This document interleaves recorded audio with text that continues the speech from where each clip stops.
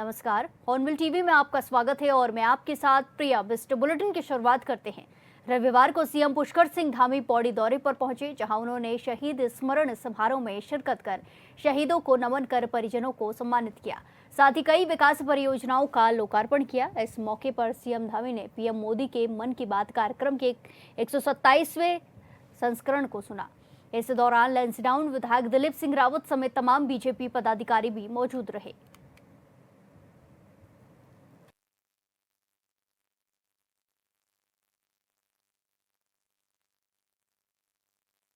शहीदों के लिए, हमारे सैनिकों के लिए, उनके परिवारों के लिए गहरी संवेदनशीलता और समर्पण का भाव रहता है। और हमने हमेशा ये प्रयास किया है कि हमारा ये भाव हमारी सरकार के कामों में भी दिखना चाहिए, हमारी योजनाओं में भी ये आना चाहिए। हमारी नीति बनते समय इन सबको कहीं ना कहीं स्मरण में रखा जाना चाहिए। हम ये भली भांति समझते हैं कि कोई भी बलिदान होने वाले, शहीद होने वाले सैनिक की जो शहादत है उसका कोई मूल्य नहीं हो सकता है, उसका कोई मोल नहीं हो सकता है। पर हमें ये याद रखना चाहिए कि शहीद के परिवार को उसके जाने के बाद कभी किसी दिक्कत का सामना न करना पड़े। हम शहीद के सैनिक परिवारों के उस कमी को पूरा नहीं कर सकते, उस घाव को हम नहीं भर सकते हैं जो उनके जाने के बाद खाली स्थान हो जाता है। उस स्थान को कोई नहीं भर सकता है, परंतु हम उनके साथ खड़े हो सकते हैं, उनके आंसू पोंछ सकते हैं भाइयों बहनों। इसलिए हमने शहीदों की वीरता और बलिदानों को नमन करते हुए उनके परिजनों को मिलने वाली अनुग्रह राशि को 10 लाख रुपए से बढ़ाकर 50 लाख रुपए करने का निर्णय लिया था। इसके अलावा हमने पूर्व सैनिकों की मृत्यु के समय उनके सम्मानजनक अंतिम संस्कार हेतु 10,000 रुपए की वित्तीय सहायता राशि की प्रदान करने की भी व्यवस्था की है। साथ ही हमने सेना में परमवीर चक्र से लेकर मेंशन इन डिस्पैच तक सभी वीरता पुरस्कारों में अलंकृत की जाने वाली एक मुश्त तथा वार्षिकी धनराशि में भी अभूतपूर्व रूप से वृद्धि की है। सरकार द्वारा युद्ध विधवा एवं युद्ध अपंग सैनिकों को 2 लाख रुपए की शासकीय सहायता भी प्रदान की जा रही है।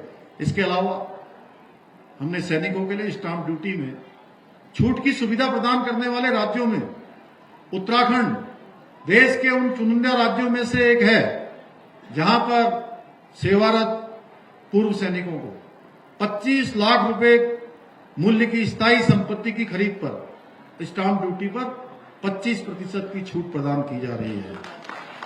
हमने शहीदों के परिवारों के एक सदस्य को सरकारी नौकरी में समायोजन करने की भी शुरुआत की है, जिसके अंतर्गत वर्ष 2018 से लेकर अभी तक 28 शहीद आश्रितों को नियुक्ति दी जा चुकी है और 13 की नियुक्ति प्रक्रिया अभी गतिमान है। इसके साथ ही हमने पहले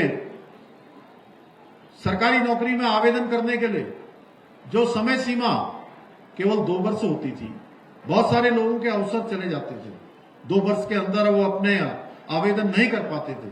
हमने उनकी परिवारों की समस्या को, उन आश्रितों की समस्या को ध्यान में रखते हुए इस समय सीमा को 2 वर्ष से बढ़ाकर 5 वर्ष करने का भी निर्णय लिया है।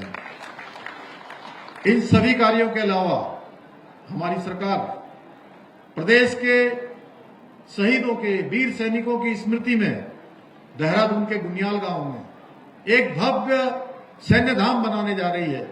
उसकी निर्माण की प्रक्रिया अंतिम चरण में है। कुछ ही दिनों में उसका लोकार्पण होने वाला है।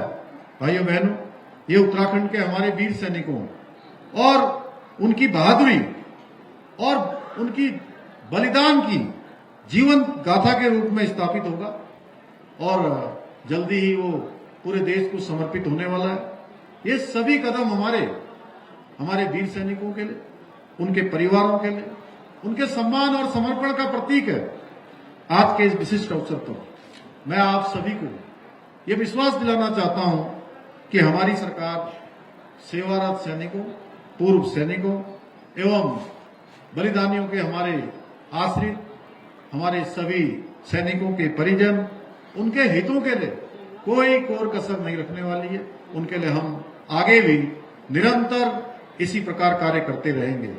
भाइयों बहनों, मुझे यह देखकर अत्यंत गर्व की अनुभूति होती है कि आदरणीय प्रधानमंत्री श्री नरेंद्र मोदी जी के नेतृत्व में आज हमारे सैनिकों के मनोबल को बढ़ाने के साथ साथ हमारी सेना को आधुनिक बनाया जा रहा है, संसाधनों से युक्त बनाया जा रहा है।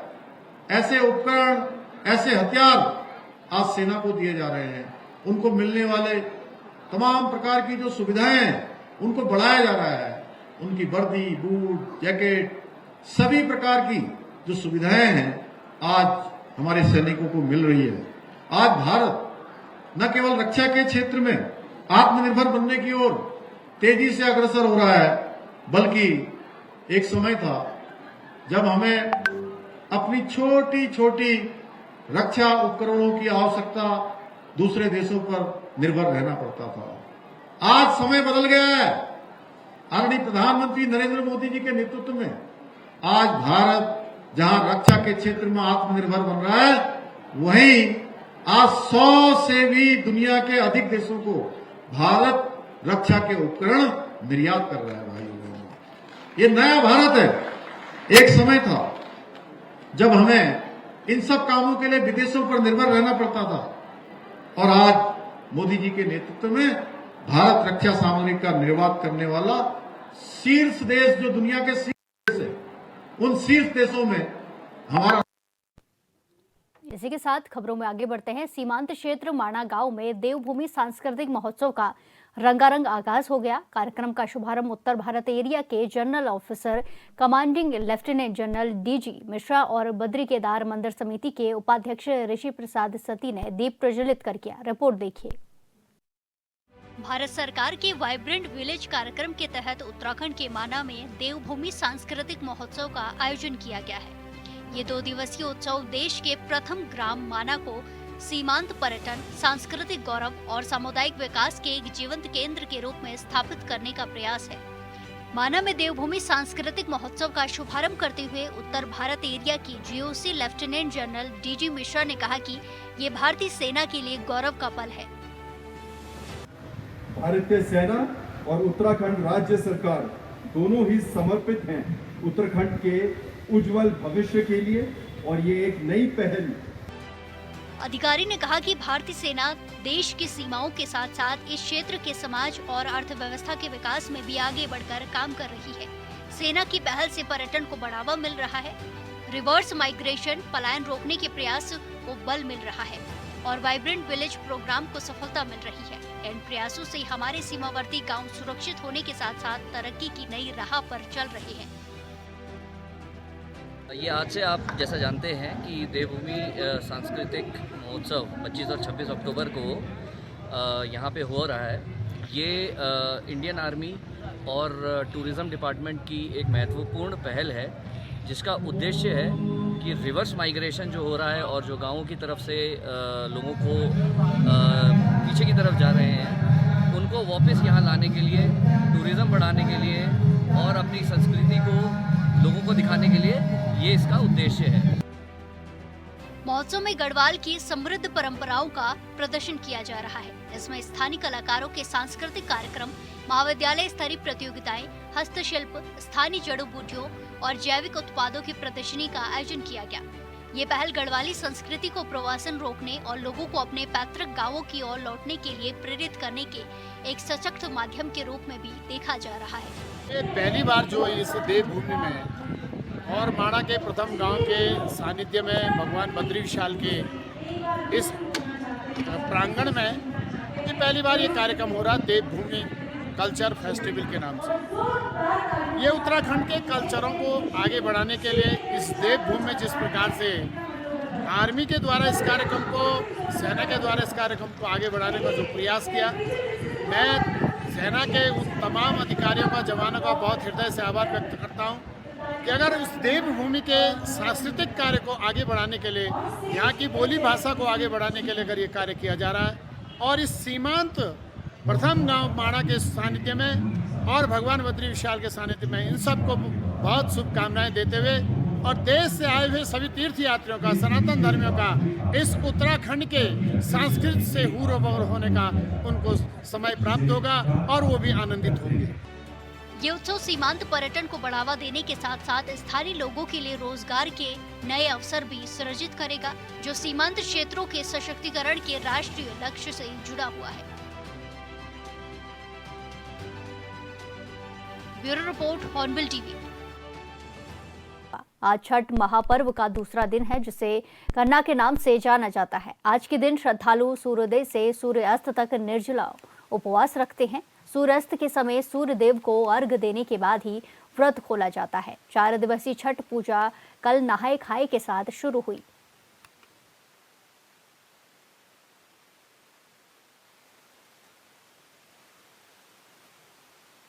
छठ का पर्व बड़े ही धूमधाम के साथ मनाया जाता है और पूरे देश में ही ये लोग अब मनाते हुए इस त्यौहार को नजर आते हैं। तमाम तैयारियां राजधानी देहरादून में भी की जा रही हैं। आपको दिखाते हैं कि किस तरह की तैयारियां छठ को लेकर की जा रही है। ये पूरी तरह से जो गेट है वो भी बनाया गया है मिथिला छठ पूजा समिति की ओर से, और साफ तौर पर यहाँ पर देखा जा सकता है कि तैयारियाँ पूरी जोरों शोरों से जारी है। रंगाई पुताई का भी कार्य जारी है, क्योंकि ये कहा जाता है कि काफ़ी अहम ये त्यौहार है, जो कि बिहारी समाज के लोग इस त्यौहार को मनाते भी हैं। और क्योंकि ये चलन है और अक्सर ही देखा जाता है कि काफ़ी बड़ा ये अहम त्यौहार के तौर पर मनाया जाता है, और इस दौरान तमाम बिहार के जो लोग हैं वो इस त्यौहार को मनाते हैं। एक महत्वता है इस त्यौहार की, और पूरी तरह से तैयारियां यहाँ पर देखी जा रही है। रंगाई पुताई का कार्य किया जा रहा है, पूरी तरह से स्पेशल ये बनाया गया है ताकि यहाँ पर कार्यक्रम किया जा सके, यहाँ पर चीज़ों को कर सके, भगवान की पूजन अर्चन कर सके। और पूरी तरह से इसको सजाया भी गया है, लड़ियों से ये पूरा सजाया गया है। और कहा जा सकता है कि जो त्यौहार की तैयारियां हैं वो यहाँ पर देखी जा रही हैं। पूरी तरह से तैयारियां दिख रही है। छठ मैया का ये त्यौहार है, हालांकि इसके लिए विशेष इंतज़ाम भी यहाँ पर किए गए हैं, और बिहारी समाज के जो लोग हैं वो इस त्यौहार को खासा तौर पर मनाते हैं, बेहद अच्छे तरीके से मनाते हैं।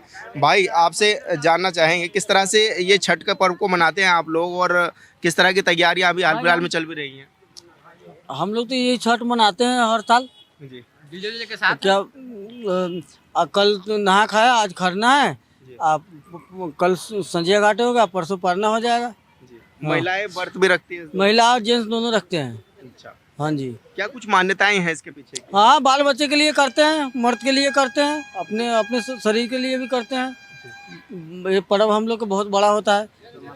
ये क्या बोलते हैं, 1-2 महीने से मीट मछली हम लोग बंद कर देते हैं, सारा हम लोग के पूरे परिवार। अच्छा। हाँ, तो रंगाई पुताई का कार्य चल रहा है, किस तरह की? ये जेसीबी चला, 10 दिन से काम जेसीबी चला, ये टूट गया था मेरा, उसमें बनाया 5-7 लाख रुपया लग गया। हाँ। और क्या इस दौरान कुछ मनोकामनाएं भी मांगी जाती हैं? हाँ, मैंने मांगा जाता है, इसमें तो पूरा हो जाता है। भाई, किस तरह से मनाते हैं? क्या कुछ डीजे विजे के क्या कुछ इंतजाम किए जाते हैं, क्या कहेंगे? अच्छा चीज़ होता है, जो होता है सब अच्छा होता है। अब इंसान तो गलत सोचता ही है, लेकिन भगवान किसी के लिए गलत नहीं सोचता है। हाँ, इंसान बहुत गलत सोचता है। अच्छा, तैयारियां कैसी चल रही हैं अभी? तैयारियां बहुत अच्छी चल रही है। अभी देखना, कुछ अभी तो कम ही हो रखा है, कुछ ज़्यादा होगा तब आना। हाँ भाई, रंगाई पुताई का कार्य भी चल रहा है क्या? हाँ, रंगाई पुताई सब हो रहा है, टेंट भी लगेगा अभी यहाँ पे। डीजे उजे सब आएगा, बाकी सारा कार्यक्रम होगा, उसके बाद सब सारे नेता आते हैं यहाँ पे। तो मतलब आप लोग क्या मतलब अपनी जेब से पैसा खर्च करते हैं यहाँ पर? हाँ, सारे आदमी 2-2 हज़ार रुपये लगा के अपना काम करते हैं। पर्सनल नहीं, इस बार जो है ना, थोड़ा वो पार्षद भी दिया था पैसे, काम करवाया उन मेयर साहब ने, पार्षद साहब और मेयर साहब दोनों ने। हाँ, अब 1 लाख 1.5 लाख रुपया मेरा अपने घर से लगता है, तो मैं चंदा लगा लेता हूँ थोड़ा थोड़ा लोग में। यानी कि चंदा लेकर के? हाँ जी जी जी। हाँ। तो ये मतलब आप जो इसको स्टार्टिंग होगी कार्यक्रम की, कब से लेकर क्या रात भर यहाँ पे? कल से स्टार्ट हो गया। आज छोटा वो है, कल बड़ा है, और परसों भी है सुबह को। अच्छा। हाँ जी। तो ये जो जेसीबी चल रही है, ये अपने निजी चला रहा हूँ मैं। अच्छा, ताकि यहाँ पर भी कार्यक्रम कर सके बड़े लेवल पर? बड़े लेवल पर कार्यक्रम, तो कम से कम ये 20,000 से कम लोग नहीं थोड़ा रहता है यहाँ पे, 20,000 लोग रहते हैं यहाँ पे। अच्छा। हाँ जी। तो यानी कि जो तैयारियां चल रही है 20,000 लोगों को एक साथ करने की? हाँ जी जी। अच्छा। तो भाई, किस तरह की और तैयारियां हैं यहाँ पर? जैसे आप लोगों ने तो पूरा सजाया, लड़ी वड़ी लगाई, तो लगभग कितने लोग यहाँ पर पहुंच रहे हैं? 20-25 से ऊपर ही आएगा आदमी, जहाँ तक है। नीचे भी पूरा भरा रहता है आदमी, जब लगता है पूरा पुल पे चारों बस देखने में। सुरक्षा के क्या कुछ इंतजाम यहाँ पर होंगे? चौकी वाले हैं, आते हैं 2-4 पुलिस लेके आ जाते हैं जी। क्योंकि यहाँ पे कई बार ऐसे भी होता है पानी ज्यादा आ गया, पानी ज्यादा आता है, ये पूरा चले जाता है, साफ हो जाता है, पूरा साफ हो जाता है। ये पानी के चक्कर में तो पूरा बराबर हुआ है। ये पानी की वजह से ही तो भर रहा, नहीं तो नहीं भरता है। इतना काम। भाई आप क्या कहें, किस तरह की तैयारियां हैं छठ को लेकर के? धूमधाम से हो रहा है, सब कुछ हो रहा है, ठीक है। हाँ जी, तो महिलाएं खुश हैं? हाँ जी, महिलाएं सब खुश है यहाँ पे। बस छठी मैया से एक छठी विनती मैया है, जो मांगता है वो पूरा हो जाता है। हमारी मम्मी भी करती है, हमारी मम्मी जो मांगती है, लेकिन हमारा किस्मत पता नहीं कहाँ लेके जाता है भगवान। तो बिहार से ही आकर के आप लोग यहाँ रहते हैं? हाँ, बिहार से ही आके रहते कितने हैं। सालों से रह रहे हैं यहाँ पे? यहाँ बहुत सालों से रहते हैं, लेकिन ये तो मेरे को ध्यान नहीं है, लेकिन बहुत दिन से यहाँ छठ पूजा होता है। यानी कि आपके जो माता पिता हैं वो यहाँ पर आने? हाँ, यहाँ पे रहते हैं। तो देखा जा सकता है साफ तौर पर तैयारियां काफ़ी ज़ोरों शोरों से जारी हैं और पूरी तैयारियां की जा रही हैं। इसको ये जो घाट बनाया भी जा रहा है, इसको बहुत सुंदर तरीके से बनाया जा रहा है। लाइक इसको कहा जा सकता है जैसे स्विमिंग पूल की तरह इसको दर्शाया जा रहा है। और यहाँ पर रंगाई पुताई का भी पूरा कार्य चल रहा है, लड़ियाँ लगाने तक का पूरा कार्य चल रहा है, ताकि रात के अंधेरे में भी यहाँ पर ये जगमगाता नज़र आए। और ऐसे में आपको यहाँ भी दिखाना चाहेंगे कि ये रिस्पना नदी है, और रिस्पना नदी में क्योंकि ये कहा जा रहा है कि यहाँ पर 25 से 30 हज़ार तक जो लोग हैं वो पहुँचने की संभावना है, और अक्सर इतनी बड़ी संख्या में यहाँ पर लोग पहुँचते हैं। उसके लिए बाकायदा जेसीबी लगाई गई है, जेसीबी से जो प्लेन है उसको किया जा रहा है, और यहाँ पर पूरा तरह से पानी भरा जाएगा ताकि जो लोग हैं वो यहाँ पर पहुँचें और जो ये पर्व है उसको मनाया जा सके। क्योंकि अब उत्तराखंड में भी जो आबादी है वो काफ़ी बड़ी है बिहारी समाज के लोगों की, और वो इस पर्व को काफ़ी धूमधाम के साथ मनाते हैं, और इस बार भी इस पर्व को काफ़ी धूमधाम के साथ मनाया जाना है। इसके लिए तमाम तैयारियां यहाँ पर देखी जा रही हैं। छठ की क्या कुछ तैयारियां हैं वो भी आपको दिखाते हैं। मैडम, किस तरह से आप इस त्यौहार को मनाते हैं, क्या कुछ इसकी मान्यताएं हैं वो थोड़ा सा बताइए आप, कि किस तरह से आप इस त्यौहार को मनाते हैं, क्या व्रत रहते हैं, क्या करते हैं? 3 दिन की पूजा करती है जी। हाँ, बहुत अच्छा व्रत ही रहती है। अच्छा, तो किन के लिए ये होता है व्रत? ये बेटा के लिए, पति के लिए। अच्छा, तो आप कितने दिन तक करते हैं इस व्रत को? 3 दिन। यानी कि आज दिन कुछ काटा भी पेटा भी जाएगा? नहीं जी। तो क्या कुछ खरीद लिया है सामान वामान? यहाँ तो लाई है खरीद के। अच्छा जी। मैडम, किस तरह से मनाते हैं इस त्योहार को, थोड़ा सा ये बताइए हमें, इसकी मान्यताएं क्या है त्योहार की? वही 3 दिन के लिए छठ भूखा रहते हैं जी। और नहाए खाए का क्या कुछ होता है? कल नहा के खाया, 4 दिन होता है इसमें। कल नहा के खाया, आज उपवास है, फिर कल उपवास है, फिर परसों उपवास है, उसके बाद परसों खाएगा जी। मैडम, किस तरह से मनाते हैं इस त्योहार को, क्या कुछ मान्यताएं हैं? बिहारी समाज के लोग ज्यादा खासकर इस त्योहार को मनाते हैं। ये मनाते कि घर सुख शांति के लिए मनाते हैं, पति के लिए, लड़के के लिए, बच्चे अपने सब घर परिवार सुख शांति रहे। यानी कि पति लोग भी व्रत रहते हैं इसमें? हाँ जी, सबके लंबा उम्र के लिए। अच्छा, इस दौरान आप अर्पित क्या क्या करती हैं सूर्य देव को? क्या करती है, पानी में ठड़ा होते हैं, अड़क लेके उस पर हाथ उठाते हैं, ईसाई होते हैं। अम्मा, आप लोग ये गन्ने का क्या करते हैं, गन्ने का क्या कुछ कारण? हमारा मनी थे बच्चों के लिए जी। हाँ जी, इसलिए हाथी बोलता है ना, हाथी के साथ ही गन्ना रहता है जी, इसलिए गन्ना। अच्छा, छठ मैया से क्या कुछ मान्यताएं हैं क्या, जो जोन चीज मांगता है उसी पूरा हो जाता है। जोन चीज मांग लो, कुछ भी कमी है साल भर के अंदर में पूरा हो जाता है छठ माता। हाँ जी। तो इतनी बड़ी संख्या में लोग यहाँ पर पहुँचते हैं? जितना पहुँच जाए, जितना हमारा संख्या होता है, रोज परोस सभी जाता है इसमें पूरा। हाँ जी। अच्छा, कब से आप लोग रह रहे हैं यहाँ पे देहरादून में? हमारा तो 25 साल हो गए यहाँ पर। अच्छा, 25 सालों से छठ मनाते हैं? हाँ जी, हाँ जी। तो तैयारियां जोर शोर से चल रही है? पूरे 1 महीना से तैयारी, जब से कार्तिक के महीना चढ़ता है ना तभी से तैयारी में लग जाता है पूरा। हाँ जी। तो यानी कि आप मानते हैं कि जो मांगो मैया से हाँ, पूरा हमारा तो पूरा हो गया, सबके पूरा होता है। छठ में इतनी कृपा है, सब कुछ पूरा करता है। हाँ जी, हाँ जी। धन्यवाद जी हमसे बातचीत करने के लिए। तो हॉर्नबिल टीवी पर आप देख रहे थे कि किस तरह की मान्यताएं जो है वो छठ पर्व को लेकर के हैं, और बड़ी संख्या में बिहारी जो समाज के लोग होते हैं वो इस त्यौहार को मनाते हैं। पूरी तैयारियां खास तौर पर जारी हैं और घाटों को सजाया गया है ताकि तमाम लोग यहां पर आ सके, सूर्य को अर्घ्य दे सके और इस त्यौहार को धूमधाम के साथ मनाया जा सके। हॉर्नबिल टीवी के लिए देहरादून से विशाल गर्ग। इसी के साथ खबरों में आगे बढ़ते हैं। उत्तराखंड के मुख्यमंत्री पुष्कर सिंह धामी ने पिछले दिनों जिलाधिकारी के साथ बैठक की थी, जिसमें उन्होंने आदेश दिए कि जल्द से जल्द प्रदेश भर में सड़कों को गड्ढा मुक्त किया जाए। लिहाजा कई जिलों में डीएम मुख्यमंत्री के आदेश पर गंभीरता से काम करने में भी जुट गए हैं। पिथौरागढ़ के डीएम ने विभागों को सख्त निर्देश दिए हैं। रिपोर्ट देखिए। पिथौरागढ़ में जिलाधिकारी ने पिथौरागढ़ की सभी सड़कों को गड्ढा मुक्त करने के लिए विभागीय अधिकारियों के साथ बैठक की और सख्त आदेश दिए हैं। जिला सभागार में जिलाधिकारियों ने पीडब्ल्यूडी, पीएमजीएसवाई, आरडब्ल्यूडी सहित उन सभी विभागों के साथ बैठक की। डीएम ने आदेश दिया है कि पिथौरागढ़ में जितनी भी सड़कें हैं उसे 1 महीने में गड्ढा मुक्त किया जाए। इसमें सभी विभागों की जो भी हमारी कार्यदायी संस्थाएं जो रोड से कंसर्न है, तो उनके साथ एक डिटेल मीटिंग की गई है और सभी विभागों को निर्देशित किया गया है कि युद्ध स्तर पर इसमें काम करें और पूरे जनपद के अंतर्गत जितनी भी सड़कें हैं उनको गड्ढा मुक्त करना सुनिश्चित करें। साथ ही ये भी निर्देश दिया गया है कि जो भी कार्य करें वो गुणवत्ता युक्त कार्य करें, तो इसके लिए भी मेरे द्वारा विशेष निर्देश दिए गए हैं। और जो हमारी एसडीएम लेवल पे भी हमने कुछ कमिटीज गठित की हुई हैं, उनके माध्यम से भी फिर इसकी चेकिंग कराई जाएगी और ये इंश्योर किया जाएगा कि गुणवत्ता युक्त कार्य हो और सभी क्षेत्रों के अंतर्गत फास्ट कार्य किया जाए और एक जो समय अवधि हम लोगों ने दी हुई है उसके अंतर्गत ये कार्य जो है पूर्ण कर लिया जाए। उसका सर ऊपरी डीएम ने कहा कि हमारा उद्देश्य सिर्फ और सिर्फ गड्ढा मुक्त सड़क बनाने का नहीं है, बल्कि जो सड़क बन रही है उसको भी गुणवत्ता के साथ उसका निर्माण करना है और उसकी गुणवत्ता की मॉनिटरिंग करना है। इसके लिए जिलाधिकारी ने एक कमेटी का गठन किया है, जिसे कहा गया है कि 3 दिनों के अंदर सभी सड़कों की जांच कर रिपोर्ट जमा करें। इसमें सभी विभागों की जो भी हमारी कार्यदायी संस्थाएं जो रोड से कंसर्न है, तो उनके साथ एक डिटेल मीटिंग की गई है और सभी विभागों को निर्देशित किया गया है कि युद्ध स्तर पर इसमें काम करें और पूरे जनपद के अंतर्गत जितनी भी सड़कें हैं उनको गड्ढा मुक्त करना सुनिश्चित करें। साथ ही ये भी निर्देश दिया गया है कि जो भी कार्य करें वो गुणवत्ता युक्त कार्य करें, तो इसके लिए भी मेरे द्वारा विशेष निर्देश दिए गए हैं। और जो हमारी एसडीएम लेवल पे भी हमने कुछ कमिटीज गठित की हुई हैं, उनके माध्यम से भी फिर इसकी चेकिंग कराई जाएगी और ये इंश्योर किया जाएगा कि गुणवत्ता युक्त कार्य हो और सभी क्षेत्रों के अंतर्गत फास्ट कार्य किया जाए और एक जो समय अवधि हम लोगों ने दी हुई है उसके अंतर्गत ये कार्य जो है पूर्ण कर लिया जाए। उसका सर ऊपरी जांच कमेटी का काम ये भी देखना है कि जहां सड़कों को गड्ढा मुक्त किया जा रहा है उसकी क्वालिटी ठीक है या नहीं। जिलाधिकारी ने बताया कि वो खुद ही निरीक्षण करके सड़कों की गुणवत्ता भी चेक करेंगे।